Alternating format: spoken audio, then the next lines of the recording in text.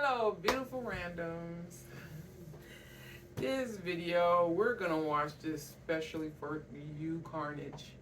You requested this video more than once, and we heard you. So We all heard you. it heard you. We just been handling business. Yeah, Michael Jackson's suspicious near-death experiences. The detail. All right, let's get to it. Have you watched Detail before? You did? Yeah, Detail? Not this, but Detail, yeah. Good channel. Michael Jackson's sudden death in 2009 resulted in an unprecedented level of public mourning never previously seen in living memory. Although his passing was a shock at the time, Michael Jackson had actually had several brushes with death throughout his lifetime. Some with unsettling details that I warn may shock you. Here's the detail. In his one and only autobiography, Moonwalk, Jackson describes the creation of his iconic hit song, Billie Jean, in which its creation almost had him killed in a freak occurrence. Michael Jackson recounted, quote, "One day during a break in a recording session, I was riding down the Ventura Freeway with Nelson Hayes, who was working with me at the time. I was writing the song Billie Jean and the words were going around in my head. That's all I was thinking about while driving. Then we were getting off the freeway when a kid on a motorcycle pulls up to us and says, 'Stop your car! Your car, it's on fire!' Suddenly, we noticed the smoke and pulled over and the whole bottom of the Rolls Royce was on fire. The whole car was engulfed in flames. Quote, that kid probably saved our lives. If the car had exploded, we would have been killed. But I was so absorbed by this tune floating in my head that I didn't even focus on the awful possibilities until later." Another near-death experience came on September 11th, 2001. Yep, you may not have known this, but Michael Jackson could have easily ended up a victim of the 9/11 terrorist attacks in New York City if he hadn't been saved by his own mother. It was a close call for the King of Pop, as according to his brother's autobiography. On this day, Michael had a meeting scheduled in at the Windows on the World restaurant, at the top floors, 106th and 107th of the North Tower of the World Trade Center. However, the night before, Jackson had performed to an audience of thousands at Madison Square Garden as part of his televised 30th anniversary celebration in honor of Jackson's 30th year as a solo artist. Once the performance was over, and he was back at the hotel, Michael received a late-night phone call from his mother, and the singer then stayed up till the early hours of the morning talking to her. Exhausted from the previous day's events, last minute, Michael Jackson canceled the early morning meeting to return a $2 million watch and a diamond necklace for Elizabeth Taylor they had worn for the concert. Seeing the day's atrocity unfold on the news, and knowing her son had a planned meeting at the top of one of the towers, Katherine Jackson started frantically calling her son's hotel to make sure he was safe.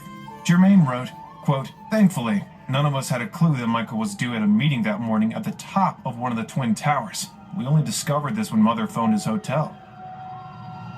Bewildered, Michael picked up his phone. What? You kept me up talking so late that I overslept and missed my appointment. What's wrong?" Unknowingly, this call saved Michael Jackson from certain death and the attack that cost the lives of 2,753 people. Another much Reported freak instance that could have proven fatal for the big idol. Just so They deep. could have hit it all because they wanted to hit him. That gets deeper. Yeah. I'm walking away from That it. changes, yeah. the King of Pop was on January 27th, 1984 while filming a Pepsi commercial. On this day, Michael and his brothers were filming a quasi-concert performance inside Los Angeles' Shrine Auditorium. With the venue filled with 3,000 screaming fans, the Jacksons finally hit the stage. During filming, Jackson had completed 5 takes of the same shot, appearing at the top of a short flight of stairs and dancing down as fireworks were let off around him. Suddenly, there was a blinding explosion at the center of the stage, much larger than in previous takes. As Michael descended the staircase, little did he know that a spark had ignited his hair, and it was not until he took his first spin at the bottom of the stairs that he realized he was in fact on fire. Frantically, Jackson cried out, "Tito! Tito!" to his startled older brother. A coat was quickly thrown over Michael's head, and an onslaught of crew members urgently smothered the flames. Quote, all his hair was gone and there was smoke coming out of his head. Jackson's longtime makeup artist, Karen Fay, testified, quote, I never saw anything like that in my life. This was someone I knew, and he was on fire. Although the fire was put out quickly, pandemonium erupted in the auditorium as screams filled the hall. Crowds of teenage fans shouted, Michael Jackson has been shot! Michael Jackson is dead! In shock and screaming in pain, Jackson was swiftly escorted off stage and rushed to the hospital. While in Brotman Memorial, Michael Jackson was treated for a palm-sized patch of second and third-degree burns on his scalp, a serious injury, whereby recovery was expected to be a long and painful one.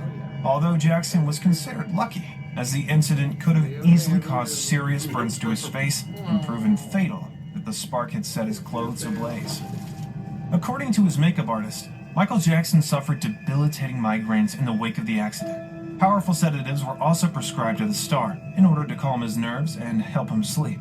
Later that year, Michael Jackson was diagnosed with lupus, a long-term autoimmune disease in which the body's immune system becomes hyperactive and attacks normal, healthy tissue, often triggered by stress or a traumatic event. It has since been proven that the fire hair thing did I don't believe that. Yeah. They don't want to have any excuse to take the greats out. Yeah, something happened to him at that hospital. That's when, no, I don't believe it. Yeah. the agony Jackson found himself in after the incident kick-started the prescription painkiller addiction that eventually snowballed, killing him years later. However, the most unsettling fact about this supposed freak accident is that Michael Jackson was exactly 25 years, 4 months, and 29 days old on the day of the Pepsi fire. Fast forward exactly 25 years, 4 months, and 29 days later, Michael Jackson took his last breath, meaning that this monumental trauma in Jackson's life took place exactly to the day at the halfway point of the King of Pop's life. Seems too much of a coincidence to be accidental.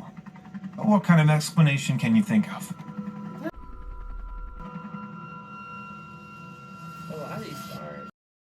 Well documented, Michael Jackson struggled with addiction for years to come, causing several brushes with death.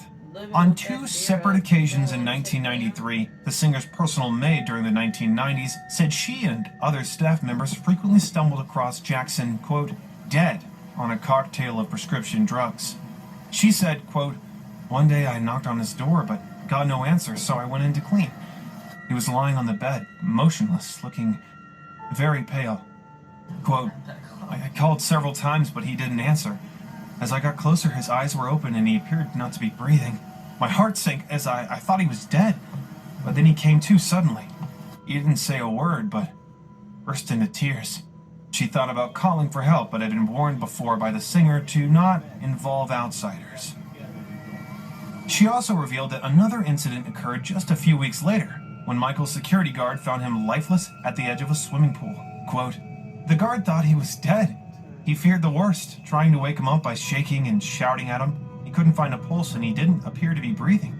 Terrified his boss was dead, the worker radioed another guard who performed life-saving treatment. Quote, Michael made his guards train in CPR, so they knew what to do. Michael Jackson became increasingly absorbed by the idea of overdosing and his own death. He would speak to his former wife, Lisa Marie Presley, about the gruesome details of her father's tragic demise. In 1997, he released a track named Morphine, which central themes were about the drug usage of Demerol. I can breathe, I can eat, I can die in my sleep. Live in my dream. Imagination.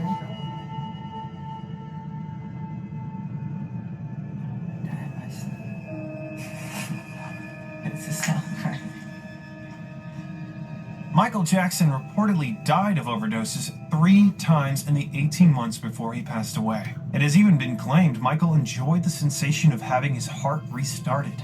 One time, it was reported that they had to pump his stomach, and another time, use CPR.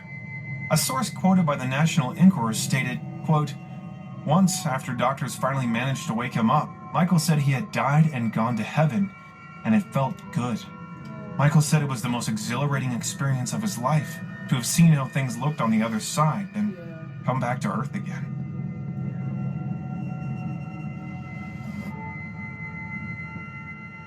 That's so sad. That's deep about that Twin Towers song. All of this is deep. Yeah. Yeah, all of it, yeah. Yeah. Wow. Thank you for that, Carnage. Yeah. Yeah, it's It's good to know. sad, but it's good Yeah. to know these things. Yeah, I didn't know that. I knew the fire head thing. I knew that, but that's about it. Yeah, I didn't have no clue about that September 11th. September 11th is most definitely. I Yeah. definitely, yeah. Yeah. Dang. But then, yeah. Wow. Something. Whew. I wonder what was going through Michael's mind. Like, dang, Yeah. she'll take me out for twin. Yeah, you know, he had to deal with that all his life. Worrying about people tempting on him. That's stressful life. Yeah, But when you're righteous, it's like that. Yeah. Yeah. He loved music, so. Trust your creator. Yep. Y'all be good. And do what you love. Yeah. And heal and love yourself. I don't get addicted to pills or anything. Yeah. But Easier then, said than done. Okay, guys, thanks for watching. We'll see you next one.